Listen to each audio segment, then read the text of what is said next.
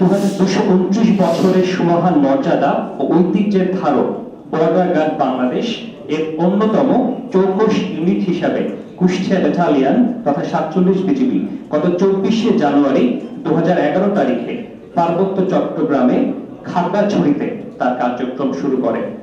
পরবর্তীতে 5 সেপ্টেম্বর 2014 তারিখে কুষ্টিয়ায় বর্তমান অবস্থানে স্থানান্তরিত হয়। প্রতিষ্ঠান লগ্ন থেকে এই ব্যাটালিয়নটি সীমান্তের অতন্ত্র প্রহরী হিসাবে সীমান্ত সুরক্ষা, চোরাচালান প্রতিরোধ এবং অভ্যন্তরীণ আইন শৃঙ্খলা রক্ষায় অসামান্য দক্ষতার পরিচয় দিয়ে আসছে।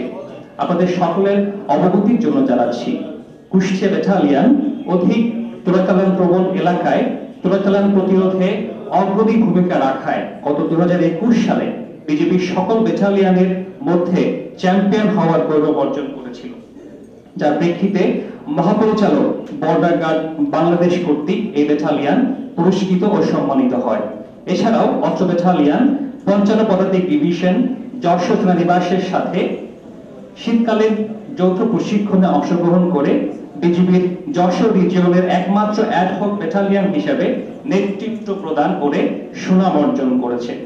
2024 সালে এই পর্যন্ত এই ব্যাটালিয়ন সর্বমোট 8টি আগ্নেয়াস্ত্র, 2টি ম্যাগাজিন, 30 রাউন্ড গুলি, 3.992 কেজি স্বর্ণ, মাদকদ্রব্য এবং অন্যান্য চোরাচালান মালামাল আটক করেছে, যার মোট সিজার মূল্য দাঁড়িয়েছে প্রায় 84 কোটি টাকা।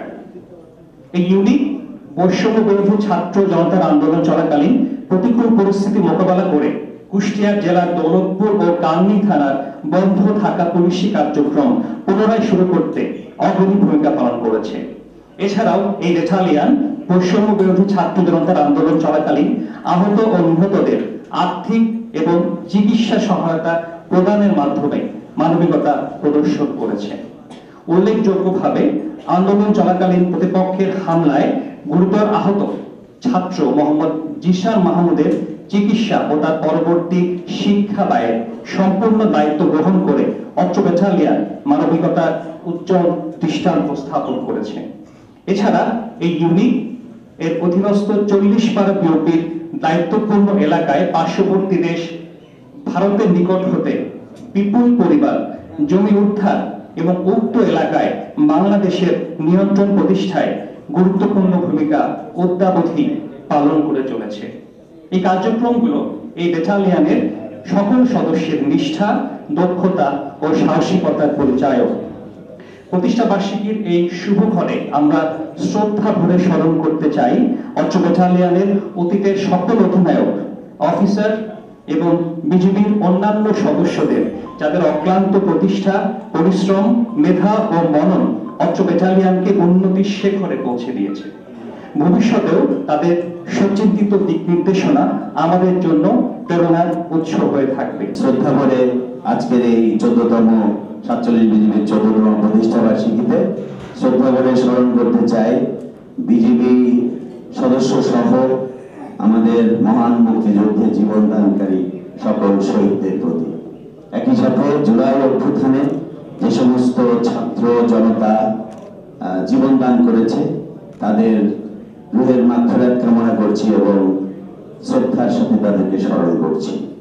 একই সাথে যারা আহত হয়েছে তাদের দ্রুত আরোগ্য লাভের জন্য মহান আল্লাহ তাআলার কাছে দোয়া প্রার্থনা করছি এবং শ্রদ্ধা ভরে স্মরণ করছি 47 বিজিবিতে এ যাবৎ যারা কর্মকাণ্ড করে তাদের আজকের এই অবস্থানে ব্যাটালিয়নকে এনেছে, তাদের সেই অবদানকে আমরা সবাই অধিনায়কের বক্তব্য শুনেছি এবং তার মাধ্যমে আমরা বুঝতে পেরেছি 47 বিজিবি যে একটি অত্যন্ত ঐতিহ্যবাহী ব্যাটালিয়ন এবং তারা ইতিমধ্যেই অনেক সফলতার স্বাক্ষর রেখেছে।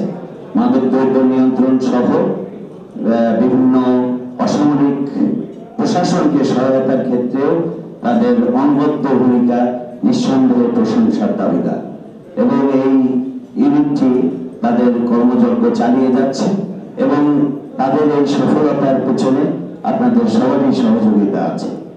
যারা এখানে এসছেন বিভিন্ন অধিদপ্তর এবং প্রতিষ্ঠানের প্রধান এবং সমাজের বিভিন্ন স্তরের বিভিন্ন প্রতিষ্ঠান থেকে এবং সংস্থা থেকে তারা সবাই তাদের অনবদ্য অবদানে তাদেরকে সহযোগিতা করেছেন।